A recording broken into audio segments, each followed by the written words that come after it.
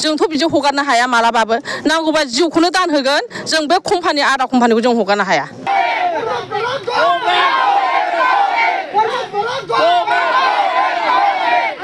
गोजोना जादों जायाखै बेखौ आरो दिनैनोथ' नुनो मोनबाय।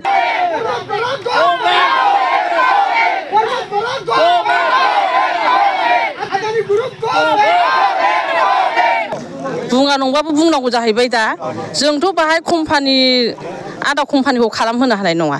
नांगौबा जों जिउ गारगोन थै गारगोन जों हानाय नङा। दिनै जों मोनफ्रोमबो जायगायाव बेबायदि खालामनायखौ जों सुखुवा। जों गोदो गोदायनिफ्राय रायजो जाबोनाय जों इयुन जोलैखौसो जों नाहरनांगौ।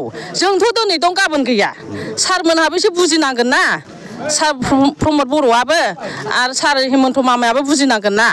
जोंथ' बेखौ हगारनो हाया। जों मालाबाबो आदानि कम्पानि जों हगारनो हाया।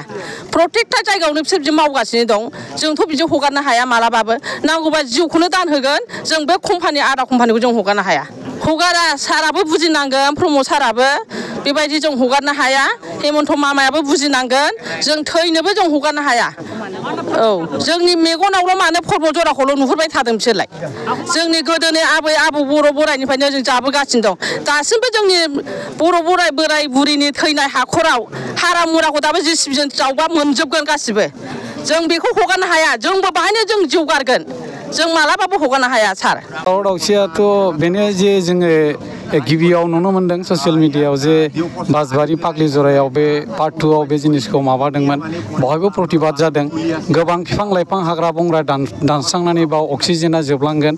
बे जायगानि मानसिनि थानांगौ मावनांगौ दांनांगौ जानानै थांनानै थानाया उसुबिदायाव बिनि थाखाय बिथांमोनहाबो आन्दलन खालामदों प्रतिबाद खालामदों। दा फैयै फैयै जोंनियाव बाहाय सफैदों जोंनि ओनसोलनि बावहाय मद ओरैहाय माने नैबे बिथां मुस्लिम एरियाफोरबो दं। मुस्लिम मानसिफ्राबो बे जोंनि ओनसोलावनो मोसौ मोसा बनलाय बायदिसिना जानानै थांनानै दं। दा जोंनि बे ओनसोला आदानि कम्पानिनो एक इंसिबो हाखौ हगारा आरो हगारनाय जानाय नङा।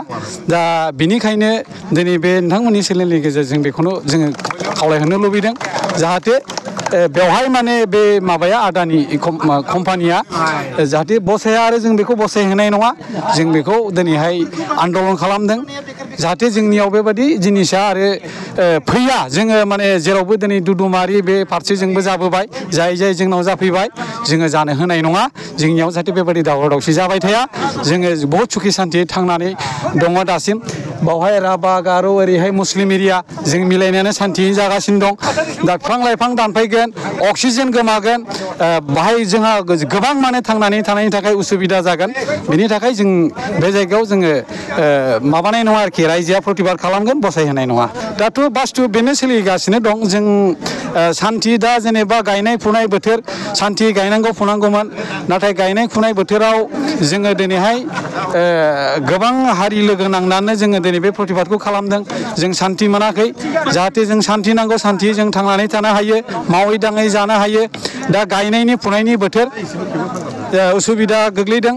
जोङो रायजोफोरखौ उसुबिदायावनो दं आरोखि बुंदों जों ससियेल मिडियायाव नुनो मोनदों। दा गोजोना जादों जायाखै बेखौ आरो दिनैनोथ' नुनो मोनबाय। गोजोनबाथ' आरो जों बिदि आन्दलन खालामा प्रतिबाद खालामा। धर जोंनि जेनेरेसन थांनानै थानांगौ। जोङो माखासे इन्जिनियार बिथांमोना जोङो माबायाव बुंनायाव इउटुबाव बुंनायाव नुदों बे जायगानि मानसिया केन्सार जागोन। आबाद खेथि मावब्लाबो गुबुन जायगायाव फानहैबाबो बायनानै जानाय नङा। फारसेथिं जों नुनो मोनदों ससियेल मिडियायाव डिलिभारि मानसिफ्रा बांसिन खहा जागोन बा बहुद जोंहा हानि जालांबाय थागोन। जेनेरेसन जों थांनानै थानो हानाय नङा। बिनिखायनो दिनै ओनसोल बहुद ओरै सिलबारि जालाबिला सावकुरि सालथारि हालगरा बिथांमोना मुस्लिम बिथांमोनाबो बावहाय जानायाव माबा गैया। जों समस्त बयबो मिलायनानै बे जिनिसखौ प्रतिबाद खालामदों आन्दलन खालामदों आरोखि।